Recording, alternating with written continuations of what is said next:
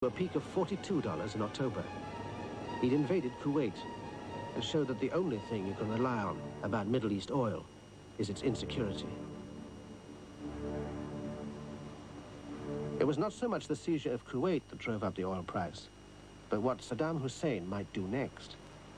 A quarter of the world's oil reserves are in Saudi Arabia, next door to Kuwait.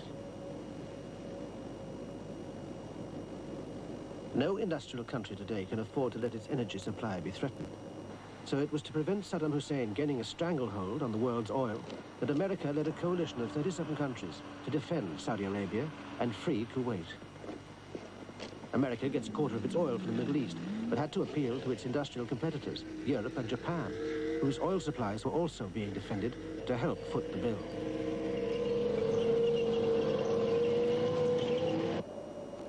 While the West was preoccupied, Gorbachev made a last attempt to hold the Soviet Union together by force.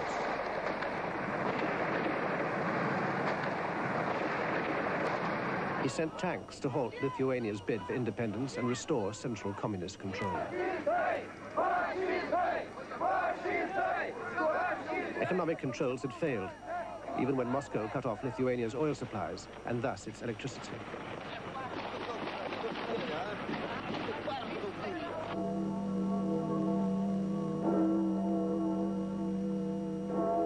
With new martyrs to freedom, communist political authority had vanished.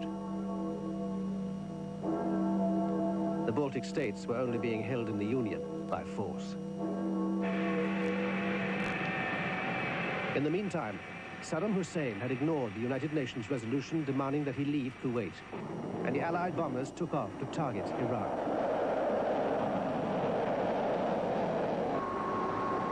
Human ingenuity had devised a new kind of warfare, with microchips, and the same electronic revolution made the whole world a witness.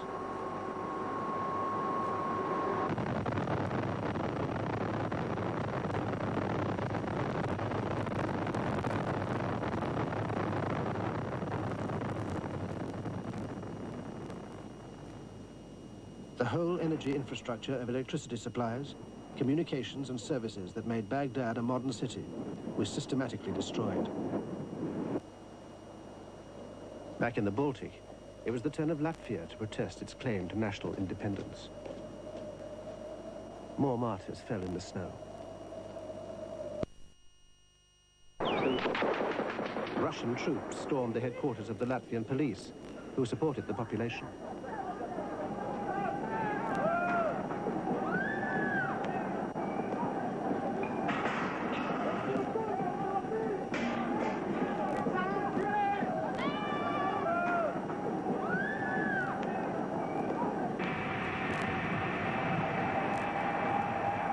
The Gulf War was reaching its grisly climax with the saturation bombing of Iraqi troops, followed by the invasion of Kuwait and southern Iraq.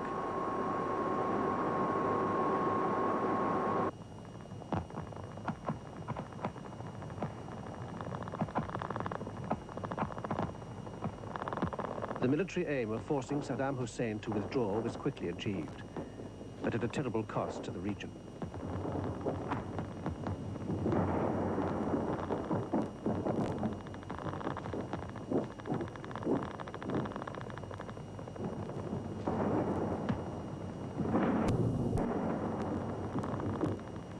The human horrors of the occupation of Kuwait, the war, the civil war in Iraq, and the grim fate of the Kurds were paralleled by the unique ecological vandalism of Saddam Hussein in releasing oil into the Gulf and then setting fire to over 500 Kuwaiti oil wells, bringing a whole new meaning to the phrase, scorched earth. But this didn't bother the oil markets. Ever since Suez, the main influence on the oil price had been conflict in the Middle East. First, the Yom Kippur War. Then the Iran-Iraq War. Then the invasion of Kuwait. Previously, economic recession and the discovery of new reserves had brought the price down again. This time the price came down because the merchants knew that this ghastly spectacle, 6 million barrels of oil a day going up in flames, was, in the eyes of conventional economics, insignificant. The amount of oil being burned here was only 1/10 of the oil that the world burns every day in its machines. Our civilization has become a hostage to burning oil.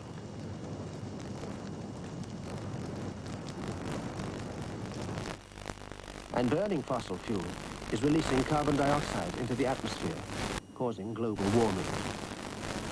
Throughout history, the progress of civilization has depended on learning to exploit ever more of the Earth's resources.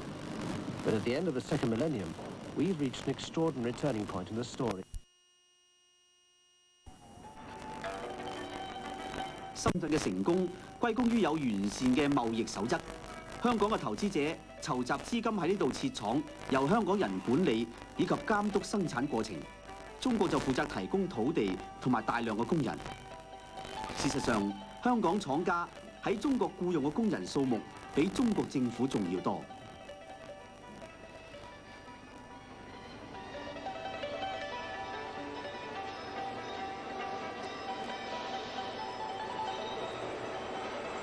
佢哋上咗手上邊啊！假如深圳係中國未來嘅指標，咁香港回歸中國之後，必定會創造出另一個經濟奇蹟，可以蓋過日本以及其他國小龍嘅。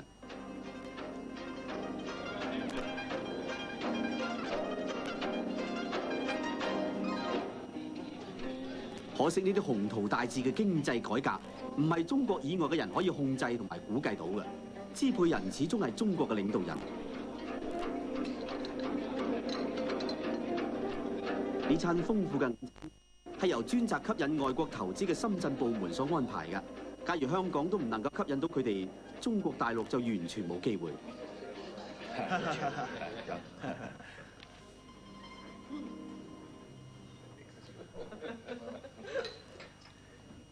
其實啊，我哋早已經聽過呢樣嘢㗎啦。 但係咧，我今次係親身體驗到，我喺中國嘅邊境咧，俾人哋強迫就抌咗香港嗰份報紙喎。啊，唔通啊，我連自己睇一份報紙嘅權利都冇？試問啊，咁樣點稱得上係開放喎？我喺深圳啊，竟然唔可以睇到一份完全冇問題嘅香港出版嘅報紙，唉！ 呢一個咧係政治嘅問題，而我只係負責經濟嘅嘢。你講嘅事咧，算我唔可以回答你啦，真係好對唔住。我唔識中文啊，咁咪咩都唔知。呢個係政治性嘅問題我亦都知道啦，你只係負責搞經濟，但係你有冇諗過，如果用經濟嘅角度嚟睇啊，呢個政治性嘅問題？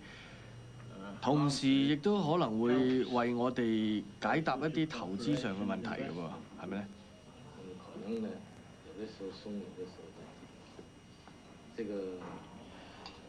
咧？不過咧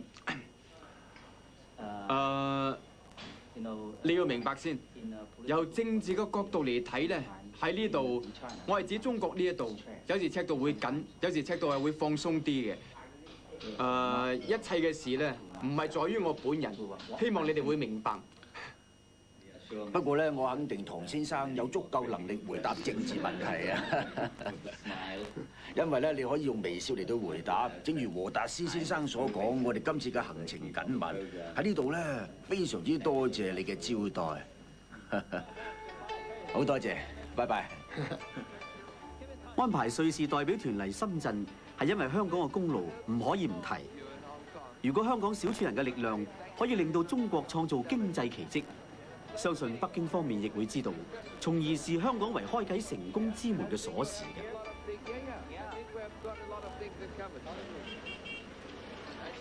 但係如果一方面擺出歡迎嘅姿態，而另一方面連報紙都唔放過，瑞士人當然唔接受啦。呢個下午，一位英方嘅官員正在向代表團介紹基本法呢個中英協議，保證香港喺未來50年安定繁榮。大家都知道喺過去1年係我哋最困難嘅1年。喺1989年3月，我哋仲係非常之有信心，我哋相信一切嘅事都會進行得非常之好嘅。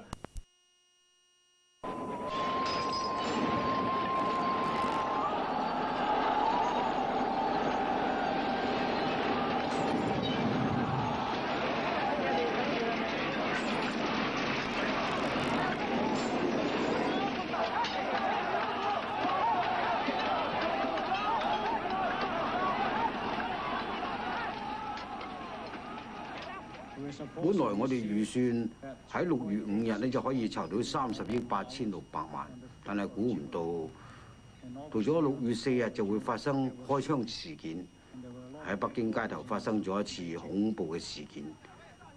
我仲記得喺6、4之前，大約係1個星期前到啦，咁我見過。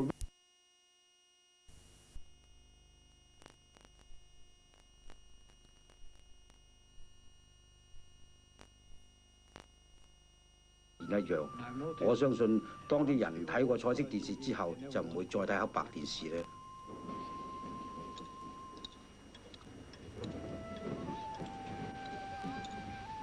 當投資嘅人捨棄佢呢個計劃，胡應湘唯有用自己嘅資金嚟應付一條200英里嘅超級公路，由一個人承擔財務支出。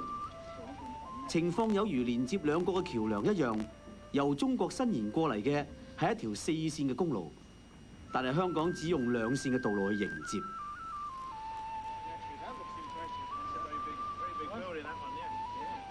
胡應湘嘅個人財力係不可置疑嘅。今日佢同佢嘅財務顧問巡視呢個新嘅邊防檢查站，準備用佢嚟向銀行做抵押，爭取更多嘅築路費用。嗱，呢條咧就係整條公路網嘅起點啦。喺我哋經過咗兩地嘅海關同埋移民局之後咧，咁我哋就可以第一時間同呢條公路連接起嚟啦。我哋希望喺今年聖誕咧就可以完成呢項工程，可以收道路使用費，就好似提華納去聖地牙哥一樣咁樣。